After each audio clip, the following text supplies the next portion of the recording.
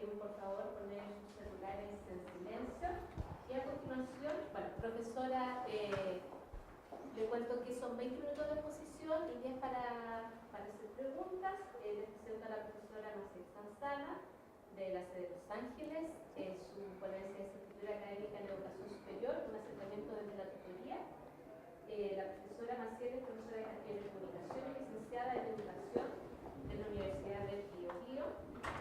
Desde hace 8 años se desempeña como académica en las áreas de Humanidades, Administración y Negocios, Construcción y Mercado.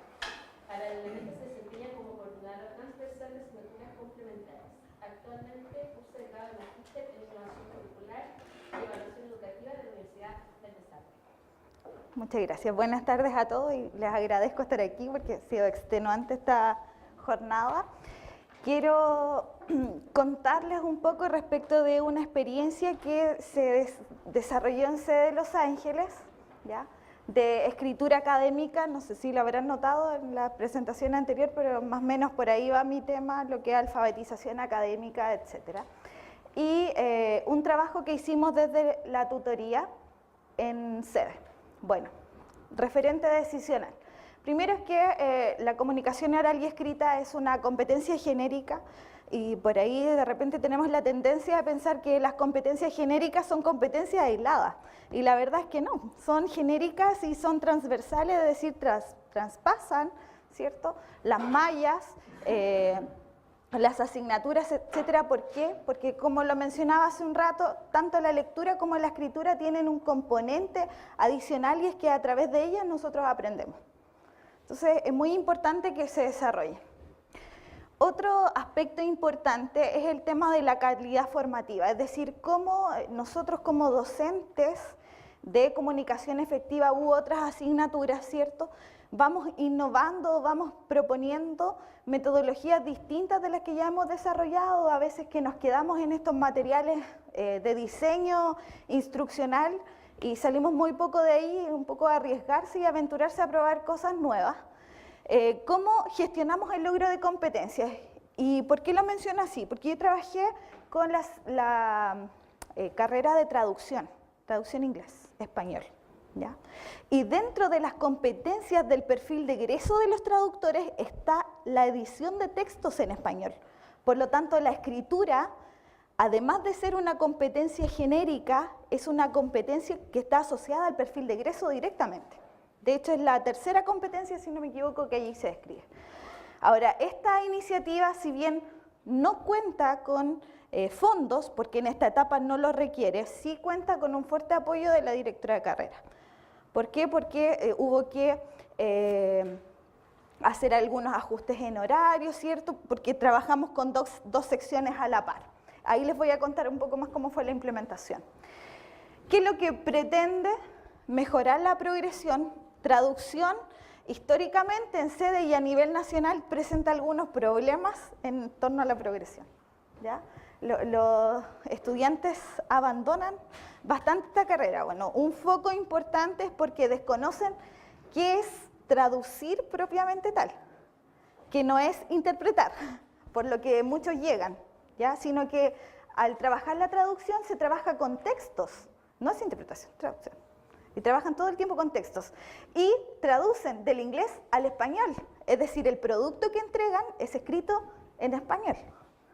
Y entonces por ahí buscan mejorar ese aspecto y fortalecer la experiencia de nuestros estudiantes.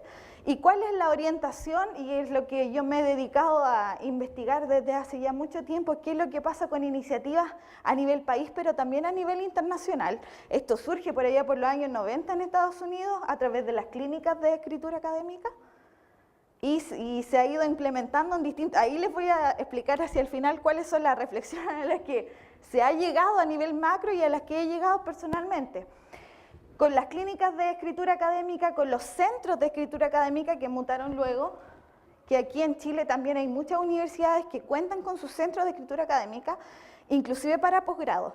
Es decir, la Universidad de Concepción, por ejemplo, tiene centros de escritura académica para posgrado, porque la escritura es un problema, ¿ya? Es decir, hoy día tenemos desafíos, queremos publicar, pero para quienes han presentado ponencia, por ejemplo, ahora al Congreso, se darán cuenta que hay un nivel de retroalimentación importante y es porque todavía hay aspectos que mejorar. Y qué bueno que así sea, o sea, está perfecto.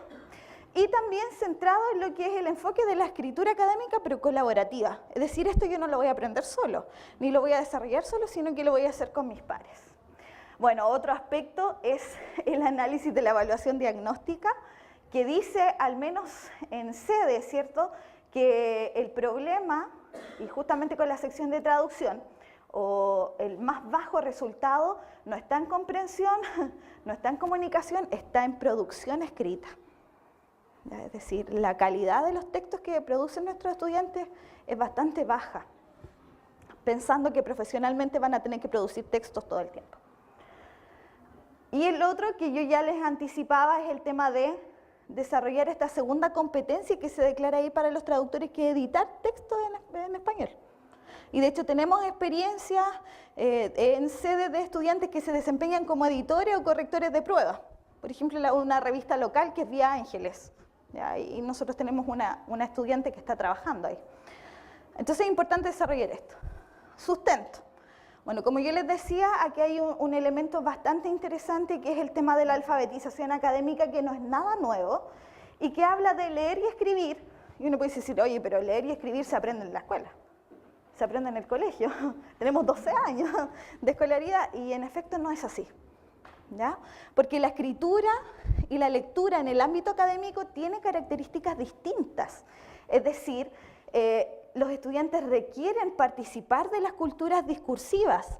Cada disciplina va a tener una cultura discursiva específica. Y por ahí el otro día hablaba con unos colegas, no sé, que trabajan en seminario en el área de construcción. Dicen, los chicos tienen muchas dificultades para escribir sus seminarios. Y etapa 1. Usted que tiene que escribir su seminario, ¿cuántos seminarios ha leído? De la especialidad. Porque necesitamos estar, ¿cierto?, inmersos en la cultura de la especialidad para poder escribir para esa especialidad propiamente tal. Entonces así participamos, ¿cierto?, en la actividad de producción y análisis de textos para aprender en la universidad. El segundo aspecto es la competencia comunicativa, que como yo les mencionaba para la carrera de traducción es muy importante, y aquí utilizamos un texto de Márquez, ¿cierto?, que habla de las 11 competencias que requiere un traductor. Y dentro de esas 11 competencias está la competencia comunicativa, entonces, que habla de la oralidad y la escritura, y dice que la competencia comunicativa se trata de la capacidad para expresar pensamientos, sentimientos, ideas o conceptos de una manera comprensible, efectiva, honesta y oportuna, ajustándose al objetivo y consiguiendo afectar en forma positiva el comportamiento del interlocutor que recibe este mensaje. Y eso es vital, ¿por qué? Porque en efecto los traductores trabajan con textos que no son propios y que pertenecen a distintas disciplinas. ¿Se fijan? Entonces, ¿cómo yo tomo ese mensaje que trae una carga cultural específica y lo traslado a esta lengua de llegada, que en este caso es el español, desarrollando una competencia comunicativa óptima y teniendo la conciencia de que cada disciplina tiene su forma particular de ser? ¿Ya? Y en tercer lugar, lo que da sustento a esta experiencia es el tema de la escritura colaborativa. Y por ahí hay, la mayoría de las experiencias que se hacen cargo un poco de esto hablan de que es muy interesante trabajar, por ejemplo, entre pares. ¿Ya? Dice también conocida como entre pares, ¿por qué? Porque trabajar entre pares, ¿cierto?, genera empatía y elimina algunas conductas o esta cosa de la verticalidad o transversalidad que hay entre docente y alumnos. Eso se difumina un poco. Los individuos interactúan y aumenta la motivación frente a la tarea. Entonces la estoy desarrollando entre un par. Y existe la sensación de que entre pares la evaluación es menor. Existe la sensación, porque no es así. Bueno, ¿cómo trabajamos? En 2 asignaturas. Los chicos de primer año, que toman la asignatura Comunicación Efectiva, en la tercera unidad, que es Estrategias para la producción de textos formales. De ahí participaron 16 estudiantes a través de un ensayo. ¿Ya? un ensayo que trata de la cultura y el rol del traductor. Quiero comentarle adicionalmente que el tema del ensayo fue resuelto consensuadamente con los tutores, que son de cuarto año de la carrera de traducción, ¿ya? Porque consideramos cuáles son las asignaturas que tienen en la malla y de qué les podíamos hacer hablar algo que ellos supieran, ¿ya? Y si nosotros miramos la malla de primer año, entonces ahí hay varios aspectos que tienen que ver con la cultura, con los fundamentos de la traducción, entonces por eso escogimos ese tema y tampoco quisimos acotarlo, entonces es un tema bastante amplio que ellos pueden verlo desde distintas perspectivas. Y los tutores eran de la asignatura Taller de Redacción, que es una asignatura de último año, en la unidad Escribir bien en español, ya que habitualmente lo que uno hace en esta unidad es hacerlos escribir. Y yo aquí los hice es ser tutora, ¿ya? Una manera distinta de concebir ese aprendizaje. Y esto fue, y es algo que reflexionó al final, un ideal. ¿Por qué? Porque la sección de primer año tenía 16 estudiantes y la sección de cuarto año tenía 16 estudiantes, coincidentemente. Así que el escenario era bastante idílico, entonces dije yo, esto lo voy a aprovechar, lo vamos a aprovechar. Y los tutores fueron evaluados a través de una bitácora de la experiencia, es decir, todo esto fue bien sistemático. Y les presento a mi equipo de tutores. Bien, ¿cómo lo hicimos? En una etapa de sensibilización, ¿cierto?, donde se presenta esta propuesta, tanto a los tutores como a los tutorados, es decir, vamos a trabajar de esta manera. Trabajamos con el texto de La cocina de la escritura de Daniel Cassani, por varias razones, bueno, porque el texto es muy bueno, pero además porque es bastante amigable, ¿ya? Y para los estudiantes es bastante sencillo entender el proceso de la escritura a través de este autor. Trabajamos previamente con los tutores en algunos talleres de motores de búsqueda y selección de información, porque esto era lo que ellos iban a tener que hacer con sus tutorados posteriormente. Con los tutorados trabajamos, con los tutores, el rol del tutor, y aquí tomamos algunos modelos de lo que se implementa, la Universidad de Tarapacá, ¿sí? Ellos tienen centros de escritura y ellos tienen manuales del tutor y de alguna manera les ayudan a asumir este rol de tutor, que en el fondo el tutor no es un editor del texto. El tutor te ayuda en base al cuestionamiento. ¿Qué podrías mejorar? ¿Qué quisiste decir ahí? ¿Podrías aclarar mejor esta idea? ¿Dónde buscaste esa información? ¿De dónde la obtuviste? Es una fuente, ¿se fijan? Siempre es guiado, pero a través de las preguntas, no dando una solución ni una respuesta. Y finalmente de la evaluación. Luego viene la etapa de planificación, ¿ya? Que, como yo les mencionaba, nosotros trabajamos con la cocina de la escritura, y ahí plantea que la escritura es un proceso que tiene partes, y el primero es pre-redacción, es decir, antes de escribir yo tengo que planificar esto. ¿Qué voy a escribir? ¿Quién lo va a leer? ¿Cuál es el tema? ¿Cómo lo voy a organizar? ¿Qué sé? ¿Qué me falta saber para exponer? Etcétera. Entonces trabajamos la pre-redacción, la búsqueda y almacenamiento de información. Entonces trabajaron tutores con tutorado. Es decir, en una primera sesión ellos se presentan, en una segunda sesión comienzan con este proceso de búsqueda de información, guiada, etc. Y el uso de Word, porque nosotros trabajamos con el control de cambios de Word, y aunque parezca increíble, los estudiantes de primer año no lo conocen, no saben activar la herramienta. Y la gracia, yo he trabajado varias veces el tema de escribir como un proceso, y hoy día vamos a escribir el borrador, y luego llegamos a la versión final, pero yo tenía un problema, y es que cuando revisaba el borrador y revisaba la versión final, eran textos distintos. No era el mismo texto que evolucionó, sino que en un momento se escribió un texto, en otro momento se escribió otro. En cambio, o a través de la herramienta de Word, ¿cierto?, me permite ver cómo ese texto va mutando, es decir, qué eliminó, qué agregó, cómo lo hizo, en qué momento, fue al final o fue al inicio, cuál es el proceso reflexivo, que eso un poco ayuda a visualizar o a determinar un escritor aprendiz de un escritor maestro, como le llama Cassani en su libro, ¿cierto?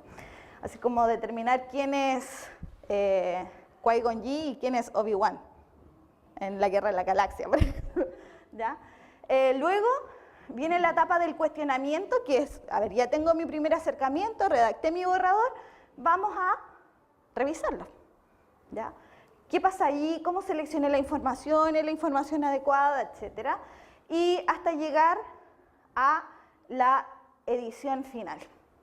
¿Sí? Todo esto mediado por el proceso de redacción y las competencias digitales, que es este factor que vamos agregando. Ahora, competencias digitales, yo hace poco veía que las competencias digitales ya tienen muchísimas dimensiones y esto solo aborda la dimensión información, que podríamos decir que es es básico, que es selección de información, búsqueda, lo que aparece en el segundo ítem. Disculpen si voy muy rápido, ustedes me dicen. Bueno, resultados. Estos son los resultados para comunicación efectiva, ¿ya? Ahora, ¿con qué los comparé? Primero con la evaluación diagnóstica. ¿Quedan 5 minutos? Ya. Primero con la evaluación diagnóstica, con la evaluación inicial, que fue el primer ensayo que hicimos, y con la versión final. Y nosotros podemos ver, ¿cierto? La muestra era bastante pequeñita, entonces por eso yo les digo, esto es un acercamiento, no es la ciencia exacta de la experiencia, ¿cierto? Aumentó 11 personas, 3 disminuyeron y 2 se mantuvieron. Esto me llevó, fíjense que no el número grande, porque uno pudiese decir, bueno, sí, desarrollaron y... lo pequeño me llevó a más reflexiones que el número de quienes alcanzaron superaron sus condiciones al inicio. Lo otro que se logró, que esto fue el trabajo de los tutores, es que ellos tipificaron los errores. ¿Ya? Nosotros elaboramos una pauta y dijimos, miren, vamos a corregir los errores en 4 aspectos, que es el plano morfosintáctico, léxico, semántico, textual, así lo agrupamos, esto fue una construcción en conjunto con ellos, ¿ya? Y errores de transferencia negativa. No sé si lo habían escuchado, pero los traductores tienen este problema, y todos quienes se encuentran en contacto con 2 lenguas, es decir, toman las estructuras del inglés y las trasladan al español, y en español están incorrectas. Eso es un error de transferencia negativa porque transfieren la estructura. Y aquí fue bastante interesante porque dije, no, nosotros nos fijamos que en el último año los errores de transferencia negativa son bastantes, pero porque tienen conocimiento de la lengua, o sea, del inglés, de la L2. Y ellos no encontraron ningún error de transferencia negativa. Entonces, cuando llegamos a esto dijimos, uy, ¿por qué no hay errores de transferencia negativa si son tan habituales? Ah, es porque tienen menor dominio del inglés. Entonces no alcanzan todavía el nivel de traspasar las estructuras del inglés al español. Bueno, la mayor cantidad de errores era del plano textual, ¿cierto? Coherencia, ortografía, muchísimo. Organización del texto, otros de léxico semántico. Hay una pobreza léxica importante, poco dominio o fluidez del español escrito, y solo se atribuye un 17% al plano morfosintáctico. Reflexiones. Disculpen que aquí tenga tanto texto, pero aquí dice el tutor.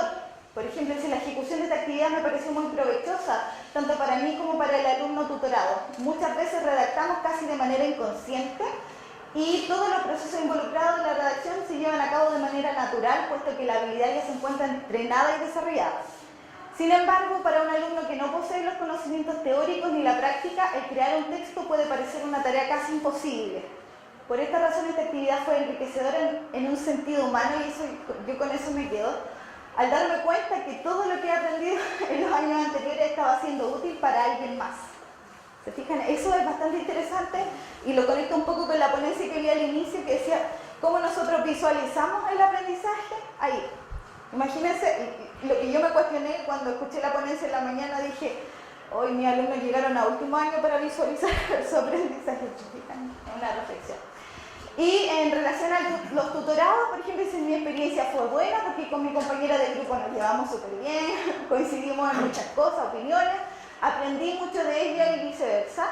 Mis dificultades fueron redactar generalmente y me tomó una cantidad de tiempo considerable el hacerlo correctamente, pero gracias a mi compañera se solucionó esto, ya que ella es muy inteligente, esa era la percepción que yo tenía de sus compañeros de curso superior, y domina mucho más que yo la redacción y las normas APA. por ejemplo, que para ellos son un inconveniente fatal.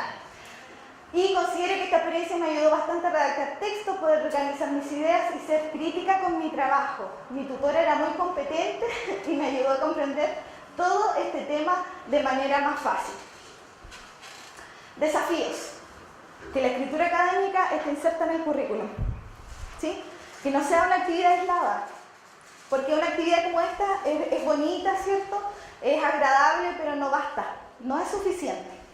De manera intencionada, agregando valor a las competencias académicas para desarrollar habilidades investigativas. Y con esto me voy a salir un momentito del esquema, pero hace un tiempo tuvimos una BCO con el equipo que edita la revista Mundo INACAP, que eventualmente también edita la revista Electricidad y Electrónica, como equipo editorial en el contexto de la asignatura Taller de Edición, que viene posterior a esta.